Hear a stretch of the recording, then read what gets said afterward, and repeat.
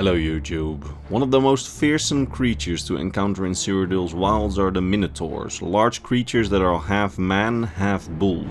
Now, Minotaurs are a staple in fantasy and real-world mythology. However, Elder Scrolls Minotaurs actually come with a bit of a twist. So, let's roll the intro and let's talk about Minotaurs in the Elder Scrolls universe.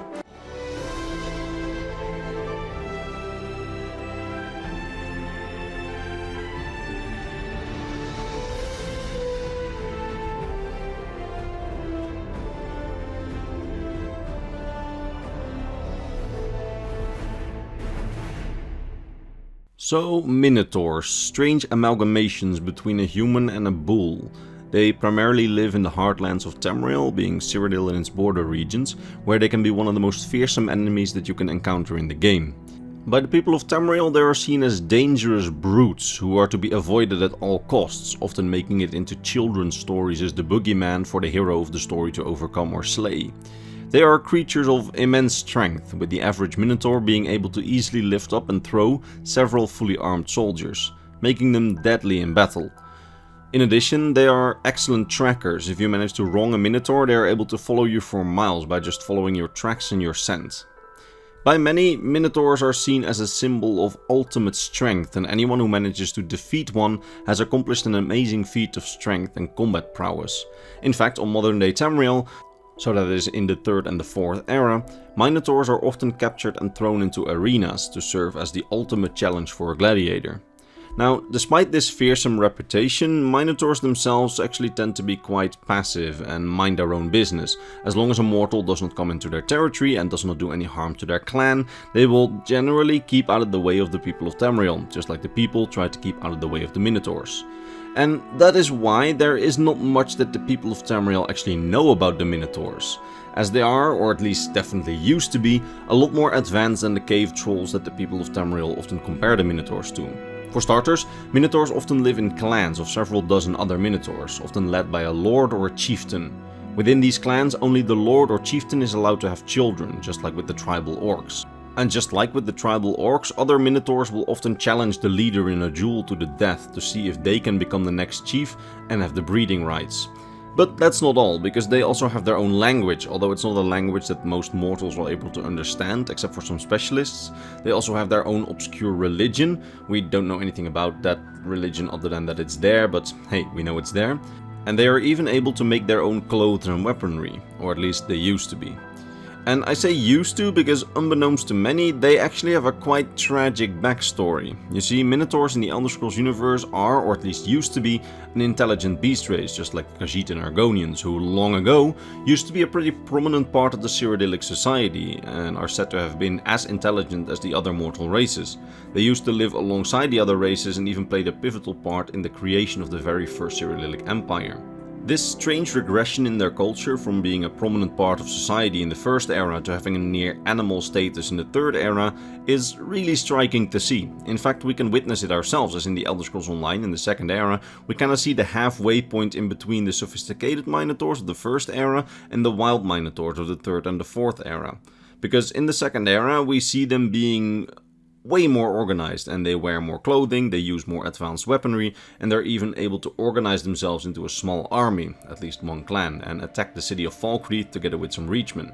Meanwhile, 800 years later, in the 3rd era, they have regressed even further to the point where they are literally treated as and behave like beasts a lot of the time, even wearing less and less advanced clothing than before.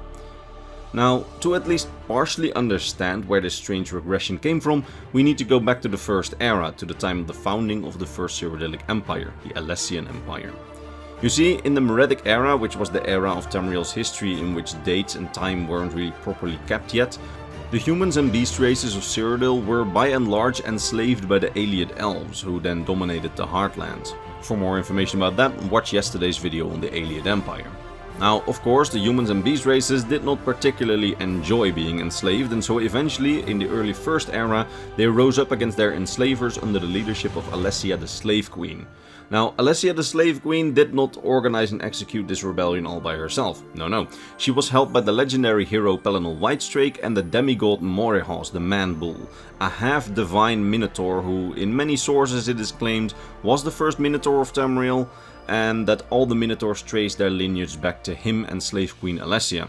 Because in the ancient stories, it is said that after the rebellion was won and a human Cyrodiilic empire, the Alessian Empire, was proclaimed with Alessia as its first empress, Alessia and Morihos allegedly mated and had a son, Belharza the Man-Bull, who in the stories was the actual first Minotaur, as Morihos, despite looking like one, was actually a half-divine being. I mean, you can see he's basically a Minotaur with wings. Now, if you're still with me, the traditional story goes that with their union and the birth of their child Belharza, Morihos used his near-divine powers to create more Minotaurs in the image of their son and with his and Alessia's blood, starting the Minotaur race proper, meaning that all Minotaurs that we see, according to this legend, are descended from Alessia and Morihos. Now, what exactly the truth of this legend is, we don't know. We do know that their son Belharza existed and that he was a Minotaur, and that he was the only known Minotaur Emperor of the Empire. And the historical records of his reign still exist, so we know he existed and we know that he was an Emperor. I even made a video on him, which is in the description if you want to know more about the Minotaur Emperor of Cyrodiil. But the whole legend of Minotaurs all being descended from Alessia and Morihos, I don't know. As there are also Tamrielic historians who claim that there's evidence of Minotaurs having existed prior to the Alessian slave rebellion, and that they were also enslaved together with the humans and other beast races, and that they joined the rebellion once it started. While yet others say that the Minotaurs were not a natural beast race, but that the Minotaurs are the result of alien experiments on humans and bulls. What the truth is, we don't know, as this all takes place more than 3000 years before the events of Oblivion and Skyrim, so I doubt we will ever really know the truth. But what we do know is that early during the Alessian Empire, the Minotaur was a much celebrated symbol of the Empire, being on flags and statues. The Minotaurs were actually part of the Alessian people, and they served as really strong soldiers in the Alessian Empire's early army. They were, for all terms and purposes, a fully fledged beast race like the Argonians and the Khajiit, and intermingled with the peoples of Tamriel just as the Argonians and Khajiit do nowadays. I mean, I've seen comments about people seeing the whole Alessia and Morihos romance as a really strange thing and out of character, but remember that this is the same universe where humans and elves sometimes marry Argonians and Khajiit, so just something to keep in mind considering the Minotaurs at the time had a similar status to them. Now, that having been said, what led to the downfall of the Minotaurs from being part of an emerging empire to the near beasts that we see today? Well, humans are the reason, kind of. You see, at some point after the reign of Emperor Belharza, an extremist faction called the Alessian Order practically took over the rule of the empire, with the Emperor of the Alessian Empire essentially just being their puppet. This group instigated many reforms in the empire, cultural reforms, religious reforms and population reforms. Because first they essentially banned and killed the remaining aliens in the empire who had originally chosen the side of the humans in the slave rebellion and now lived in human-dominated empire territory. And after that, they decided to also banish Minotaurs from their society, as the Alessian Order created laws that reclassified Minotaurs as monsters, just like trolls, outlawing their participation in society and driving them out of the cities and into the forests and the hills, destroying their culture and destroying all the records of their accomplishments as much as they could, even if some evidence of their once proud culture did survive, which is why we know all of this. This decree made it so that the Minotaurs were no longer welcome in society and were not able to participate or trade with the Empire, forcing them into a tribal lifestyle in the wilds, while the Alessian Order hunted down those who remained. It is theorized that the Alessian Order did this because they did not trust the Minotaurs and saw their immense strength, considering it a threat to their own power. Because the Minotaurs had been fiercely loyal to Alessia and her descendant emperors, so they likely feared that if the Minotaurs saw that the Emperor was just a figurehead for the Alessian Order, the Minotaurs may rebel against the Empire. So they just, fired the first shot before the Minotaurs could do anything. Now, once driven into the wilds and isolated, Minotaur cultures started to regress. They became tribal and more wild, until the point where the people of Tamriel saw them as mere beasts to be feared rather than people to live alongside of. And even now it's said that the Minotaurs primarily settle in those regions of great significance to the ancient Alessian Empire, as if driven by some primal instinct or feeling that it's those places that they need to guard. And that was about all I can say about the Minotaurs, and I sincerely hope that you enjoyed this video, and that you managed to learn something new about the Elder Scrolls universe. And if you did, why not give the video a like, and let the YouTube algorithm know that this content is worthy of its attention.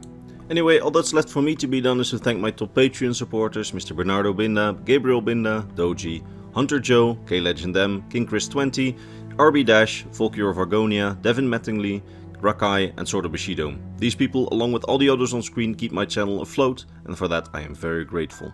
That said, I will see you all in the next Elder Scrolls lore video, probably next week,